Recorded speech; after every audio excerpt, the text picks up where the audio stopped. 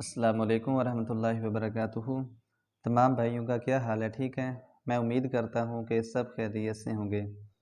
अच्छा, जो कल की हमारी क्लास थी उसका टॉपिक था साइज़। तो साइज़ के बारे में हमने पढ़ा था कि अगर कोई भी चीज़ हमने डिज़ाइन करनी है तो सबसे पहले हमने उसका साइज़ हमने देखना है। अगर हमने उसका साइज़ मैनेज कर लिया तो उसके बाद हमारी डिज़ाइनिंग होगी। तो आज की जो हमारी क्लास है वो नेक्स्ट क्लास हमारी टेक्स्ट के बारे में थी। तो अभी इंशाल्लाह हम टेक्स्ट की क्लास शुरू करने लगे हैं। टेक्स्ट की क्लास शुरू करने से पहले मैं तमाम भाइयों को रिकमेंड करूँगा कि सब भाइयों ने मिलकर रहना है और वीडियो को स्किप नहीं करना। अगर वीडियो आप स्किप करोगे तो फिर जो चीज़ मैं बतलाना चाहूँगा वो आपको उसकी समझ नहीं आएगी। तो चलिए चलते हैं बिना टाइम वेस्ट किए अपनी क्लास की तरफ। जिस तरह हमारा ग्राफिक डिज़ाइनिंग के अंदर साइज़ का आला किरदार है, इसी तरह हमारा जो टेक्स्ट है उसका भी आला किरदार है। अगर ग्राफिक डिज़ाइनिंग हमने बहुत अच्छे तरीके से कर ली, कलर ग्रेडिंग अच्छी तरह कर ली, अगर हमने उसका टेक्स्ट ठीक ना किया तो हमारी डिज़ाइनिंग ठीक नहीं लगेगी।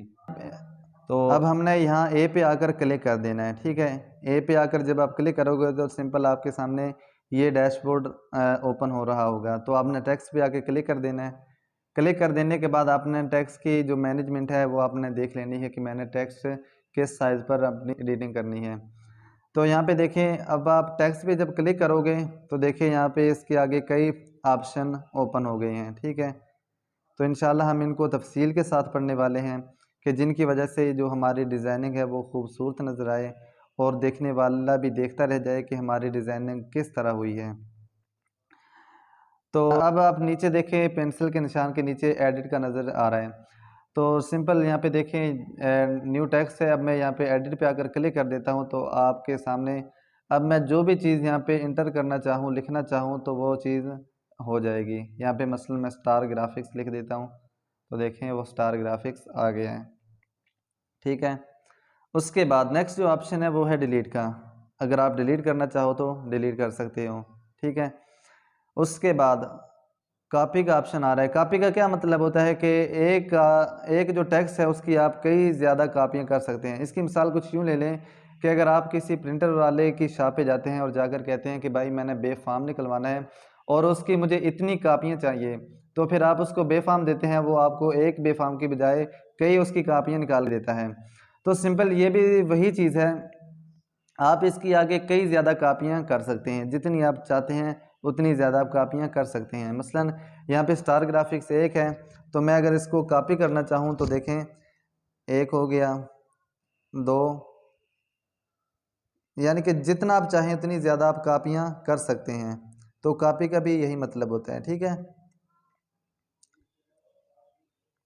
अच्छा, उसके बाद हमारा जो ऑप्शन आ रहा है वो है टू फ्रंट और टू बैक। टू फ्रंट का मतलब क्या होता है, यानी कि फ्रंट पे, और टू बैक यानी कि बैक पे। अब इसका हम एक्सपेरिमेंट करते हैं। मसलन ये मैंने दो लिख लिए हैं स्टार ग्राफिक्स, ठीक है। ये दो स्टार ग्राफिक्स, इसको मैं कलर इसका ब्लैक कर देता हूँ, ठीक है। ये कलर ब्लैक हो गया। तो अब मैं चाहता हूँ कि ये जो स्टार ग्राफिक्स है ये इसके जो वाइट है इसके बैक पे नज़र आए तो आपने सिंपल बैक पे कर देना है। देखें वो बैक पे चला गया है। अब यहाँ पे आप देख सकते हैं कि स्टार ग्राफिक्स कितना खूबसूरत लग रहा है, उसके पीछे जो शेडो है वो भी लग चुके हैं। तो इंशाल्लाह हम इसका जब एक्सपेरिमेंट करेंगे तो अपनी जो डिज़ाइनिंग है वो बहुत ही अच्छे तरीके के साथ मैनेज करेंगे। और अब मैं चाहता हूँ कि नहीं, जो मेरा वाइट कलर का जो स्टार ग्राफिक्स लिखा है, जो मेरा टेक्स्ट है वो जो ब्लैक है उसके बैक पे जाए, ठीक है। तो आपने बैक पे कर देना है। अब आप चाहते हैं कि नहीं, तो मेरा वाइट था वो बिल्कुल फ्रंट पे आए तो आपने फ्रंट पे कर देना है। ये देखें वो फ्रंट पे आ गया है। तो सिंपल यही चीज़ है। फिर आगे हमारा जो मेरी स्क्रीन पे आगे आप देख सकते हैं कि जो नेक्स्ट ऑप्शन आ रहा है वो है पोजीशन का। पोजीशन का क्या मतलब होता है, एक तो आप हाथ के साथ मूव करते हैं, ठीक है। अगर आप हाथ के साथ मूव नहीं करना चाहते, आप चाहते हैं कि मैं मोबाइल के ज़रिए ही मैं मूव करूं, जो हमारा टेक्स्ट है, जो हमारी शेप है, जो चीज़ भी हम डिज़ाइन कर रहे हैं वो हम चाहते हैं कि हम मोबाइल के ज़रिए मूव करें। तो सिंपल आपने पोजीशन पे आना है। पोजीशन पे आने के बाद आपने यहाँ पे आपको मुख्तलिफ़ किस्म के ऑप्शन नज़र आएंगे। तो सिंपल अगर आप चाहते हैं कि मैं मूव को ज़्यादा यानी कि फ़ासले पे ज़रा जल्दी मैं मूव करना चाहता हूँ तो आपने इसकी जो ये इसको आपने फुल कर देना है। ठीक है, अब आप फुल करेंगे तो देखें ये मूव हो रहे हैं। ठीक है, अगर आप चाहते हैं कि मेरा मूव बिल्कुल स्लो हो, आराम से हो, मैं इतना ज़्यादा मूव नहीं करना चाहता, तो आपने बिल्कुल इसकी जो पोजीशन है उसको आपने बिल्कुल सिफर पे कर देना है। देखें ये बिल्कुल स्लो मूव हो रहा है। ठीक है, अगर आप चाहते हैं कि नहीं मैं ये मेरे लिए मुश्किल है, तो सिंपल आप हाथ के साथ ड्रैग कर सकते हैं। ठीक है, हाथ के साथ आप मूव कर सकते हैं, तो इसका इतना कोई इशू नहीं है। तो आपको जो चीज़ बेस्ट लगे तो आपने वो चीज़ इस्तेमाल कर लेनी है। उसके बाद हमारा जो उससे अगला नेक्स्ट जो ऑप्शन आ रहा है वो है रिलेटिव पोजीशन। ठीक है, अब आप चाह रहे हैं कि जी मैंने ये टेक्स्ट तो इंटर कर लिया है, मैं चाहता हूँ कि ये मेरा टेक्स्ट है ये बिल्कुल सेंटर में आना चाहिए। अगर आप हाथ के साथ इसको मूव करेंगे तो ये बिल्कुल सेंटर के अंदर नहीं होगा। जो अब आप चाह रहे हैं कि जो मेरा टेक्स्ट है वो बिल्कुल सेंटर के अंदर आना चाहिए, तो आपने रिलेटिव पोजीशन पे आना है। और यहाँ पे नीचे आपको एक जो दो तीर नज़र आ रहे हैं और दो तीरों के दरमियान के अंदर एक लकीर जा रही है, तो आपने इस पे आकर क्लिक कर देना है, तो ये आपका बिल्कुल सेंटर के अंदर हो जाएगा।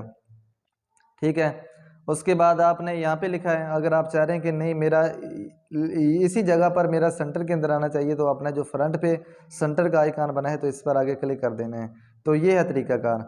और अगर आप चाह रहे हैं कि जी मैंने ये यहाँ पे एंटर कर दिया और ये मेरा बिल्कुल यानी कि राइट साइड पर आना चाहिए, तो आपने यहाँ पर आकर क्लिक कर देना है। देखें ये बिल्कुल राइट साइड पे हो गया। और अगर आप चाहते हैं कि लेफ़्ट साइड पर होना चाहिए, तो ये लेफ़्ट साइड पे हो जाएगा।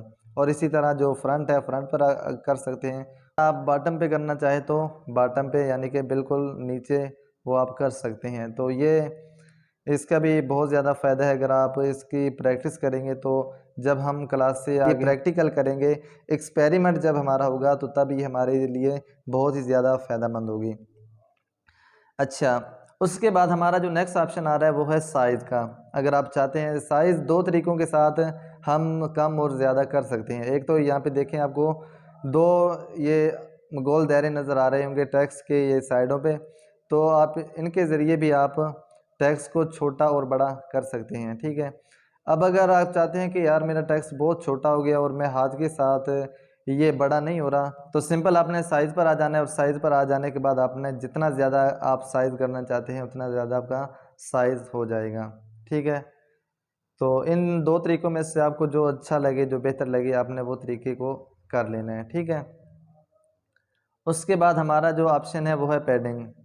ठीक है, ये बाज़-औक़ात ऐसा होता है कि हमारे जो अल्फाज है जब हम टेक्स्ट लिखते हैं तो वो नज़र नहीं आ रहे होते, तो आपने यहाँ पर आकर इनकी सेटिंग कर लेनी है। ठीक है, तो यहाँ पे देखिए लेफ़्ट पैडिंग और राइट पैडिंग।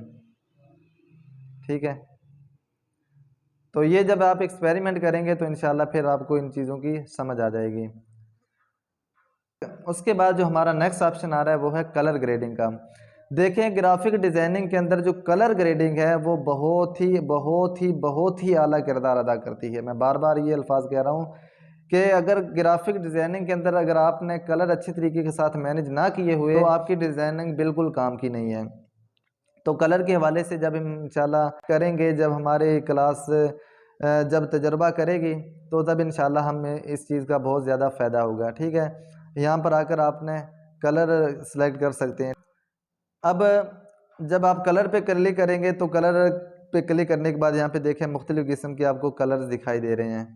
ठीक है, ये देखें मैं अपनी मर्ज़ी के साथ जो भी कलर करना चाहूँ वो कर सकता हूँ।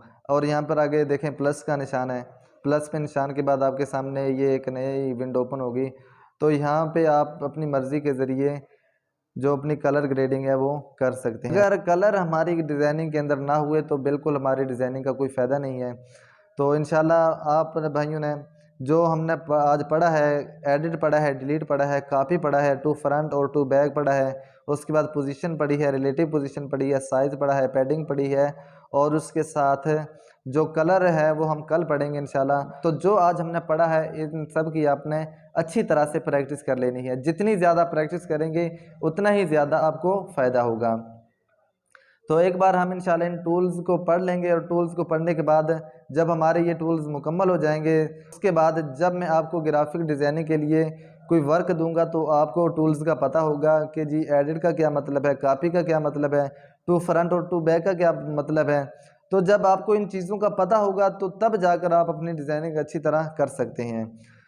तो सब भाइयों ने, मैं बार बार कह रहा हूँ कि तवज्जो के साथ अपनी जो मेहनत है उसको बरूए कार लाते हुए जो हमारी आज की क्लास है इसका एक्सपेरिमेंट करना है, इसका प्रैक्टिकल करना है। जितना ज़्यादा प्रैक्टिकल करेंगे उतना ही ज़्यादा आपकी डिज़ाइनिंग के अंदर बेहतरी आ जाएगी। तो आज की हमारी क्लास यहीं तक ही, तो मिलते हैं इंशाल्लाह नेक्स्ट क्लास के अंदर। तब तक के लिए हमें अपनी दुआओं के अंदर याद रखिएगा। अगर आपने हमारी वीडियो को लाइक नहीं किया तो लाइक कर दीजिए, सब्सक्राइब करें।